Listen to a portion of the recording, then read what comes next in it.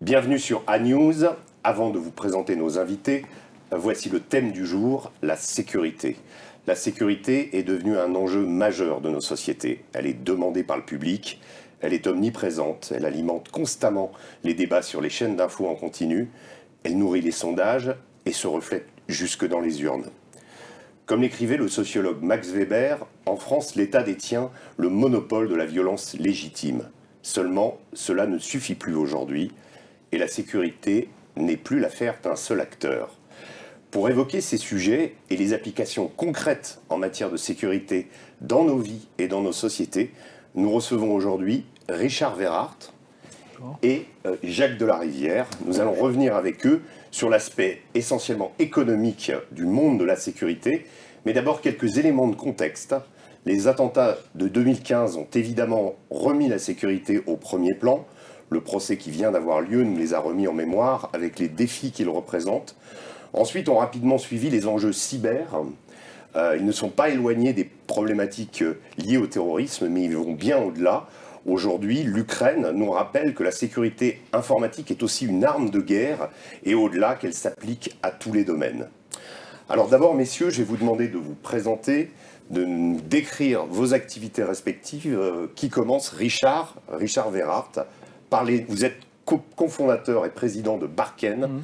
Parlez-nous de votre société. Alors Barken, c'est un projet que j'ai initié avec deux autres cofondateurs en 2017, avec une idée simple qui était de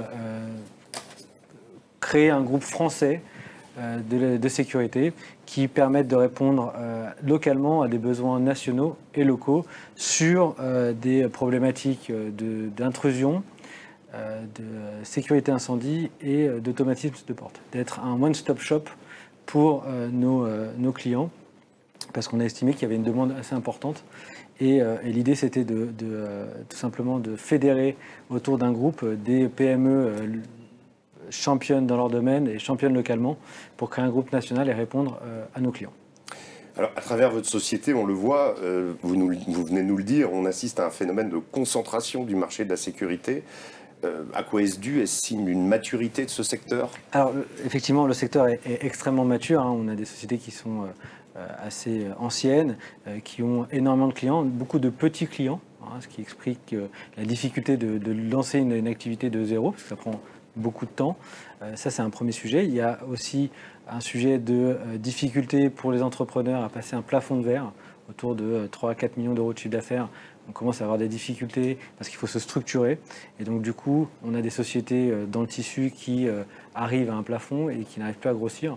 Et du coup, quand on est arrivé avec le projet, on a trouvé tout de suite une adhérence assez forte à l'idée de pouvoir à la fois générer des synergies pour travailler ensemble et aller travailler ensemble aussi, puisqu'on a des entrepreneurs qui sont relativement isolés et qui avaient envie de partager leur amour de leur métier et de pouvoir travailler sur des problématiques un peu plus larges que ce qu'ils avaient l'habitude de faire. Voilà. Alors, lorsqu'on a préparé cette émission, je me souviens, vous m'avez parlé d'un problème auquel vous faites face, qui est un peu, on va dire, un peu la rançon de la gloire, c'est une pénurie de main-d'œuvre. Alors, on a une très forte pénurie de main-d'œuvre aujourd'hui, mais alors, je pense que malheureusement, c'est assez large et il n'y a pas que la sécurité qui est on va dire, impactée par cette problématique-là. On n'a aujourd'hui pas trop de problèmes de carnet de commandes. En revanche, on a beaucoup de mal à produire et à trouver des techniciens qualifiés qui ont envie de venir travailler pour nous. Je pense que c'est commun à toutes les sociétés de sécurité, en tout cas à tous les installateurs.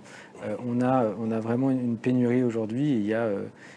Il faut se réinventer sur les moyens de recrutement, la formation, pour pouvoir adresser au mieux le besoin de nos clients. Et vous êtes satisfait sur ce qui se fait au niveau de la formation? Est-ce que vous pensez qu'on peut aller plus loin? Comment remédier finalement à ce problème? On y travaille tous les jours. Nous, on réfléchit à monter une école de formation. On a créé ce qu'on n'avait pas un pôle de recrutement déjà pour pallier au plus vite et plus rapidement renforcer nos équipes. Ça, c'était un premier sujet. Et là, on est en train de travailler à réfléchir à monter des programmes de formation La problématique de la formation, c'est que ça prend du temps. Bien sûr. Et donc, il faut qu'on ait cette réflexion de fond parce qu'on n'a pas l'impression qu'aujourd'hui la pénurie va. Enfin, on pense que la pénurie, pardon, va continuer à s'empirer peut-être. Va s'inscrire dans la durée, tout à fait. Alors on va revenir sur toutes ces problématiques. Avant cela, Jacques de la Rivière, je vais vous demander de vous présenter. Alors vous êtes dans une partie de la sécurité complètement différente qui est liée au cyber. Décrivez-nous un petit peu votre activité et ensuite, voilà, expliquez-nous d'où vous êtes parti et où vous en êtes aujourd'hui. Très bien, donc moi je suis le président et cofondateur de Gatewatcher. Donc nous on est spécialisé dans l'édition de logiciels de détection des intrusions et des menaces cyber. Donc on intervient notamment pour surveiller les réseaux informatiques et repérer les menaces quand elles transitent sur un réseau. On fait un peu le même métier que notre homologue dans la sécurité physique. En fait, on développe l'équivalent de caméras de surveillance qui, au lieu de surveiller une autoroute ou un périmètre, vont surveiller un réseau informatique. Et donc, dans le contexte, comme vous l'avez dit, d'un développement massif des cyberattaques, alors qui est pas lié, qui maintenant date depuis un certain nombre d'années, qui vient avant l'Ukraine, mais l'Ukraine a aussi renforcé la prise de conscience de l'importance de se préparer contre ce type de conflit, et donc de la dimension cyber dans un conflit géopolitique. En France et en Europe, maintenant, vous avez des directives, des lois qui imposent des normes en cybersécurité et qui imposent notamment de protéger les réseaux informatiques, de faire de la détection des menaces sur ces réseaux. Et c'est exactement ce on adresse comme sujet chez Gatewatcher, c'est cette anticipation, détection des menaces directement sur les réseaux informatiques. Alors il y a une petite différence peut-être, hein, vous m'arrêtez si je me trompe, entre vos deux activités. Il semblerait quand même que dans le domaine du cyber, l'Europe, la France sont partis quand même avec une longueur de retard par rapport aux concurrents anglo-saxons. Est-ce qu'aujourd'hui, ce retard a été comblé ? Est-ce que le sérieux de ces menaces est pris... Enfin, ces menaces sont-elles vraiment prises au sérieux par les patrons aujourd'hui ? Est-ce que finalement, on peut être compétitif par rapport aux Américains, aux Britanniques, etc. Alors c'est une très bonne question. En fait, la France et l'Europe sont plutôt en avance en termes d'implémentation, c'est-à-dire de lois, de mesures, de mise à disposition de solutions et d'une certaine jeunesse de l'écosystème numérique. On appelle ça du legacy, c'est-à-dire plus un système numérique est ancien, plus il est vulnérable à des menaces. On peut dire que le legacy des systèmes critiques en France et en Europe est plutôt jeune, ce qui fait qu'il est assez peu vulnérable par rapport mieux armé. Il est mieux armé et plus résistant par rapport aux US ou à d'autres pays anglo-saxons. En revanche, là où vous avez raison, c'est que les fournisseurs de logiciels de protection sont majoritairement anglo-saxons. Pour des raisons essentiellement de capital, c'est-à-dire qu'il y a plus de capital disponible dans l'innovation cyber dans les pays anglo-saxons et moins en Europe, ce qui pousse moins les entrepreneurs et ce qui permet moins l'éclosion de start-up dans ce domaine-là. C'est en train de changer en France et en Europe. Maintenant, on voit émerger des fonds, notamment en amorçage, en cyber, ce qui n'existait pas. Le premier fonds d'investissement en amorçage en cyber en France a été créé il y a à peine 6 mois. Il s'appelle Cyber Impact. C'est nouveau. Et donc, il y a une forme de retard sur notre capacité européenne à produire nos propres logiciels. En revanche, en train de changer. Et je pense qu'on peut aller très très vite en termes de rattrapage de notre retard. Est-ce que vous souffrez également d'une absence, enfin, d'une pénurie de techniciens ou de gens, peut-être moins que dans la sécurité classique, parce que c'est quand même des métiers, je dirais, plus modernes, enfin, dans l'esprit, quoi, sur lesquels il y a beaucoup de jeunes qui peuvent s'orienter?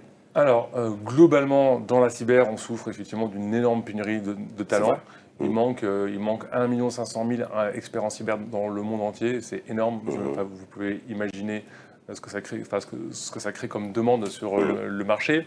En revanche, comme il y a assez peu d'éditeurs de logiciels en cyber en France et en Europe, notre position fait qu'on attire un peu plus facilement les talents chez Gatewatcher que peuvent le faire nos homologues qui font du service pur basé sur nos logiciels.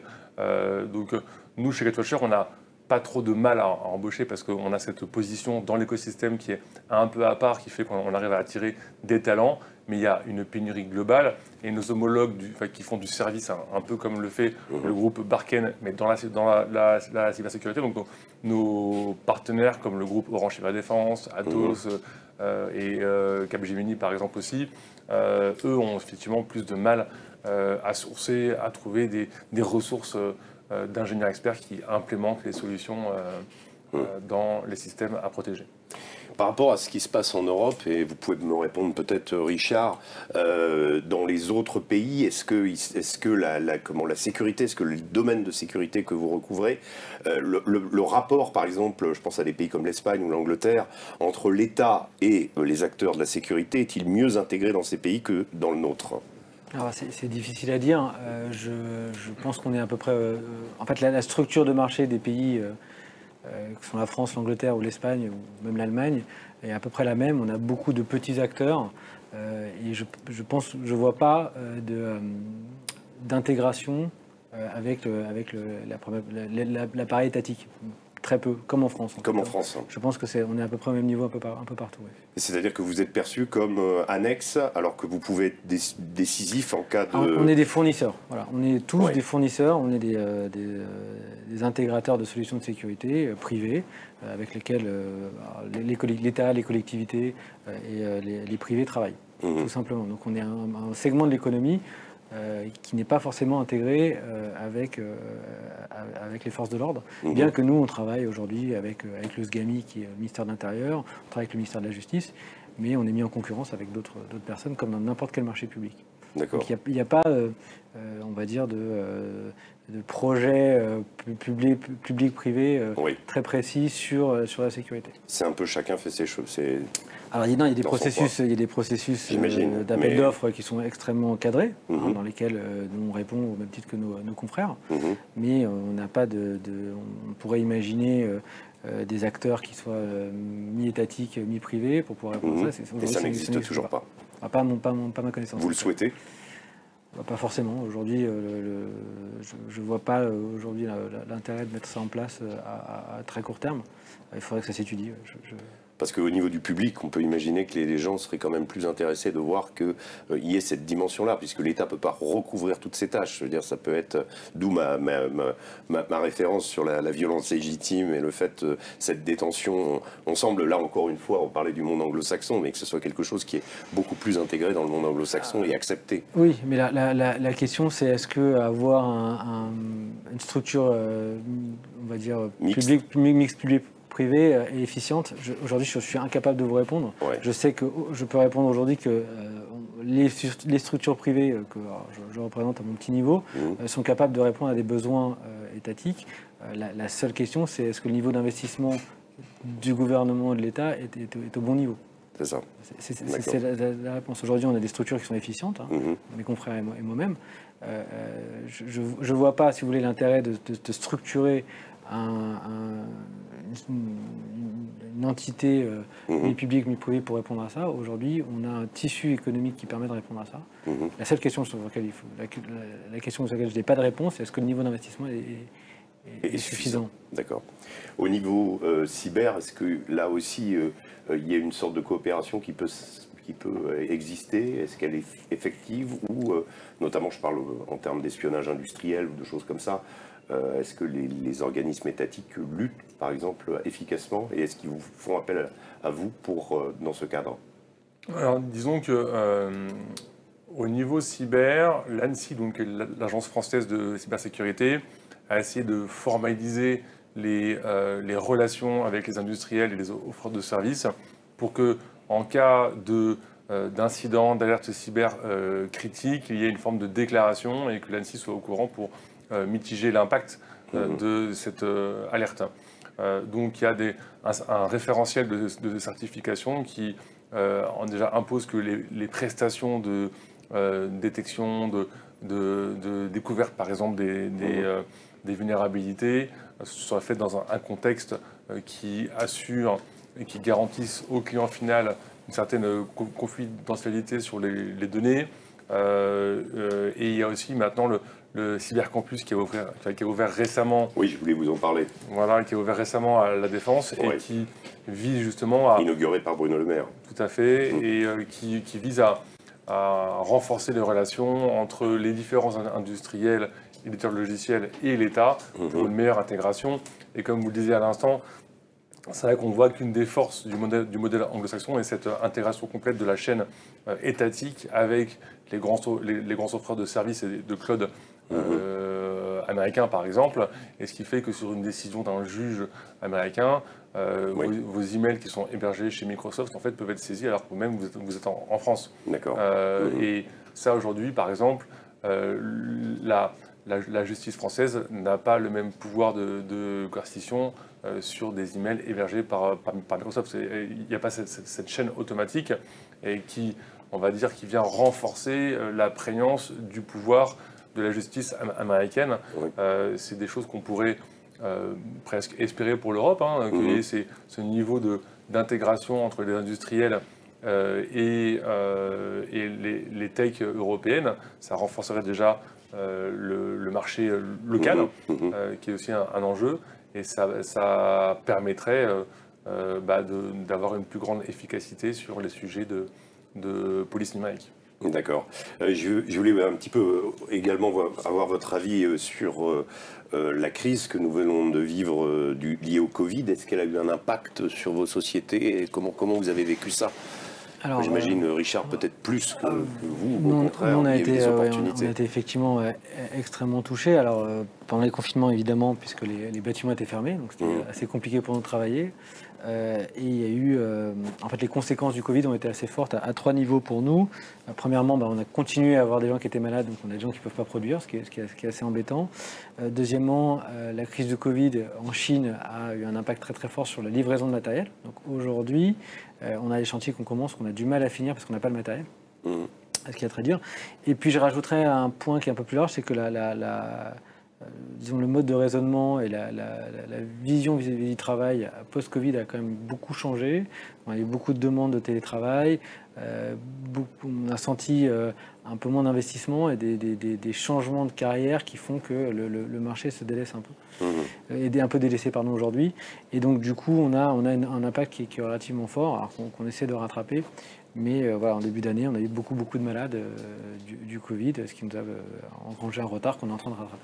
Voilà. Mais toute cette dynamique-là, c'est un peu général au marché du travail en général. Oui, enfin, on alors, voit, les réorientations, ce que ça, les questions sur... C'est vrai. Devons-nous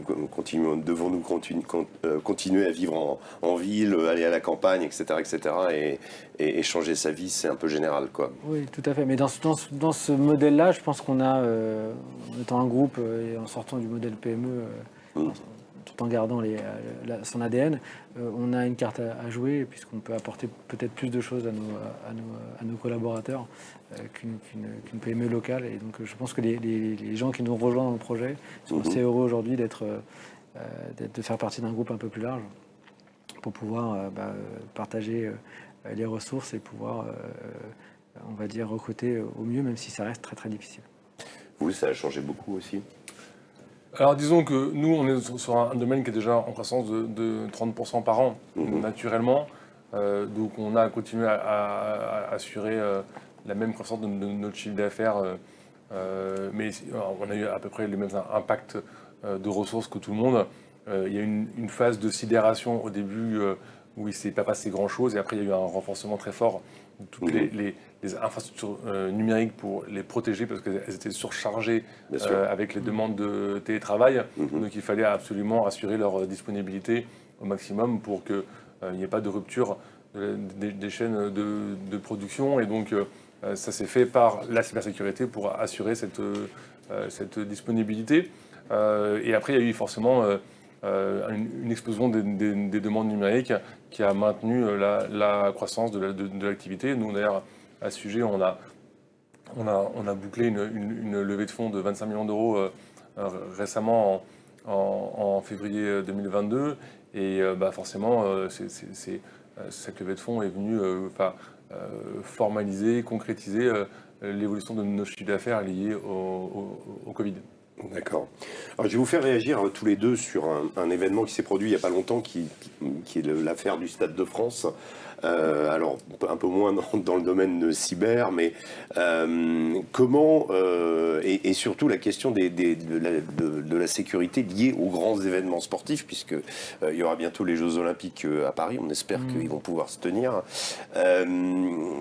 Par rapport à vous, si vous aviez, on a remarqué dans cette histoire finalement un manque absolu de coordination entre les différents acteurs qui étaient à l'origine du désastre, c'est-à-dire acteurs privés comme acteurs étatiques, puisque la sécurité du Stade de France était donc liée au privé, et donc l'intervention de l'État s'est faite de façon totalement...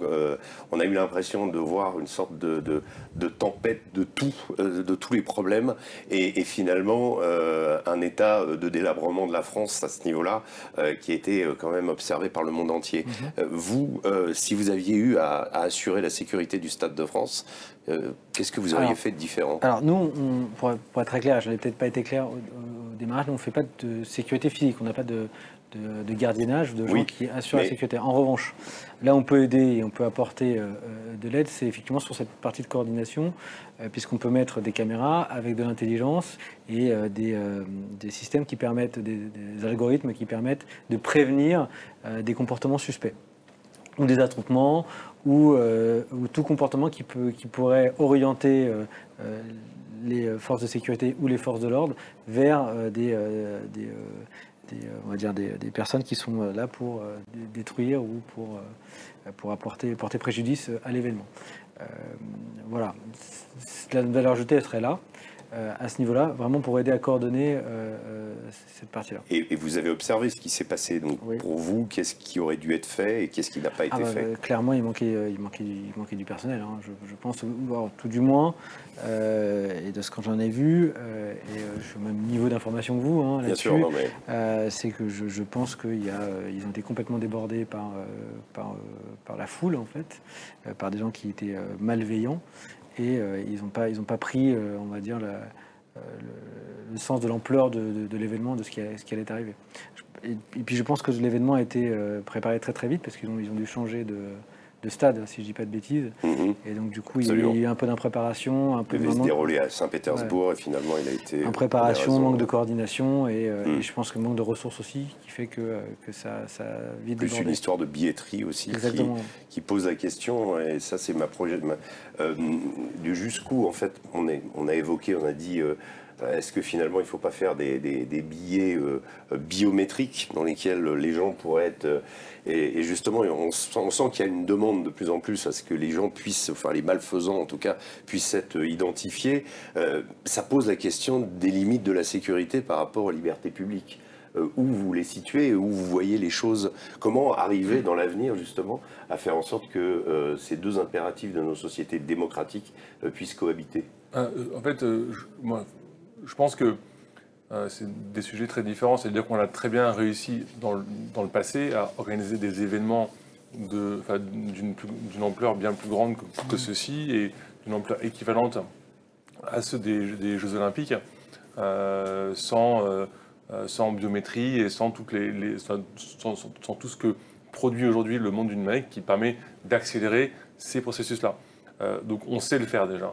En revanche, ça pose effectivement des questions éthiques qu'on connaît tous. Je pense que le but est non, mais c'est important de les rappeler. Le but n'est pas de faire un débat éthique aujourd'hui.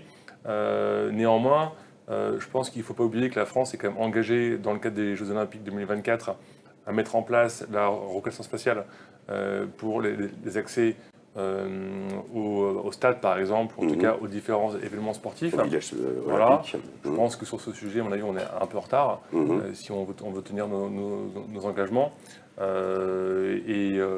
Si on choisit de faire différemment, je pense qu'il ne faut pas non plus être inquiet parce qu'on a très bien su faire sans le faire de cette manière-là depuis maintenant des dizaines d'années dans des événements similaires. C'est une question d'organisation. Si on reprend ce qui s'est passé récemment au Stade de France, et je pense que c'est aussi une question de communication, c'est-à-dire que les règles de la communication ont changé entre-temps.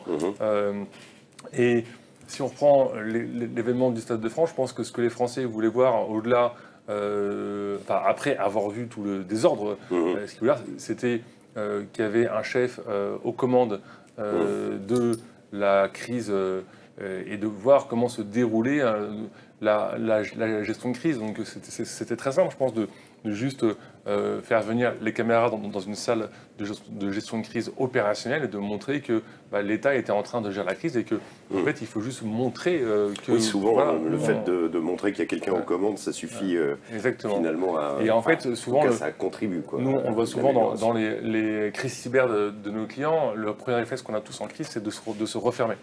De se mettre en vase clos et de dire je vais prendre une décision, mais laissez-moi tranquille pour que je puisse prendre une décision. Alors qu'en fait, c'est vraiment l'inverse. Et c'est un réflexe très naturel, très humain de se refermer, alors que plus on ouvre la communication et plus on communique, même si on ne sait pas, on dit je ne sais pas, mais je cherche une solution, est-ce que vous avez une idée? Et c'est dans l'échange qu'on trouve les idées qui permettent de résoudre ces crises-là.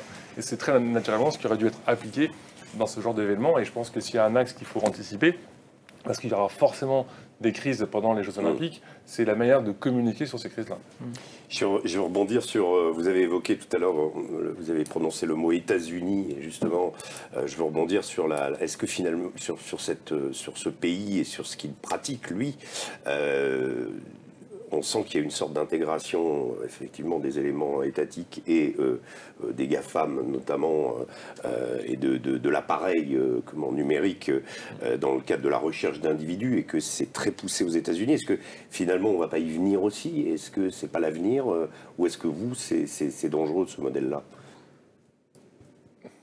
C'est une question de liberté publique. Je pense que le modèle européen, et donc, a fortiori français, offre un niveau de liberté publique inégalé dans le monde. On est quand même une des civilisations les plus avancées, et je pense qu'il faut se méfier du modèle américain qui est tout sécuritaire. Et on voit... Comment vous voyez par exemple quelqu'un comme Edward Snowden? Alors, si on prend l'angle de la surveillance globale des réseaux informatiques, on sait que la plupart des réseaux informatiques passent forcément par les US pour des raisons de routage. Donc ils ont accès à beaucoup d'informations. Le fait que des personnes comme ça divulguent ce qui est su par des petits cercles d'initiés permet de sensibiliser. Et je pense que ça c'est essentiel, c'est qu'on comprenne tous qu'à partir du moment où on est sur un accès à un réseau informatique, sur un terminal, que ce soit un téléphone, un ordinateur, dès qu'on est sur un accès réseau, en fait, c'est comme si on était en pleine rue, entre des gangsters et des gens bienveillants, et qu'il faut choisir un chemin qui nous amène à un chemin le moins risqué possible. Et comme on le fait depuis notre salon, depuis notre canapé, ou on n'a pas ce sentiment de risque qui est associé à cette découverte du numérique, et alors que c'est vraiment le cas. Ce qu'a fait, par exemple, Edward Snowden permet de sensibiliser en fait que nos données personnelles valent cher, elles concernent notre vie privée, et je pense que le plus important à protéger, c'est la vie privée, c'est d'expliquer à tout le monde, jeunes et moins jeunes, en fait, que protéger les données privées, c'est essentiel. Et il faut faire très attention à cette phrase de ceux qui disent « oui, mais moi, je n'ai rien à cacher ». Évidemment, on n'a tous rien à cacher. Par contre, tant que le modèle démocratique européen tient bon, on n'a rien à cacher, et on ne sait pas à quel point il est vulnérable ou fragile. On voit que la guerre maintenant est aux portes de l'Europe, et donc on se rend compte de cette importance de protéger nos données privées uniquement par réflexe démocratique. D'accord. Richard, je vais vous laisser un peu le mot de la fin. Enfin, je voudrais juste que vous nous disiez un petit peu comment vous voyez l'avenir un peu dans votre profession. On a parlé de cette pénurie, mais bon, forcément, il va y avoir des ajustements. Oui, alors nous, alors, en tant que citoyen, on a malheureusement un beau marché devant nous, puisque on est dans une crise sécuritaire qui est assez longue et qui perdure. Et donc, on a encore une fois on n'a pas trop d'inquiétude sur le sous-jacent du marché. On se pose des questions aujourd'hui sur l'inflation, l'impact carburant qui est assez fort pour nous. Et on aimerait pouvoir soit avoir la technologie pour pouvoir s'en passer, mais aujourd'hui c'est pas le cas, soit trouver une solution pour éviter que ça rogne nos marges de façon trop importante. Mais en disant à moyen terme, j'ai pas d'inquiétude sur le marché et sur les besoins d'équipements en sécurité qui sont extrêmement importants encore en France et qui doivent se développer. On a aussi des opportunités d'acquisition et de croissance qui sont assez fortes. Donc à court terme, à très court terme, j'attends de voir comment on va dire les indicateurs macroéconomiques se développent et comment on doit y répondre, parce que c'est très incertain. À moyen long terme, j'ai pas d'inquiétude sur le marché, ni sur notre capacité, les capacités du groupe Barken à adresser au mieux les besoins de ses clients. Bien, messieurs, merci à vous deux. C'était passionnant. Merci pour avoir répondu fidèlement et avoir été resté dans un cadre et avoir rendu accessible aussi ces domaines qui parfois sont un peu obscurs ou que nos concitoyens ne connaissent pas bien. Vous nous avez vraiment éclairci sur votre profession, sur vos métiers. Je vous en remercie. Merci à tous. Merci aux équipes qui ont réalisé cette émission. À bientôt sur A-News, Sécurité. N'hésitez pas à aller sur notre site pour revoir les émissions. À bientôt. Bonne fin de journée.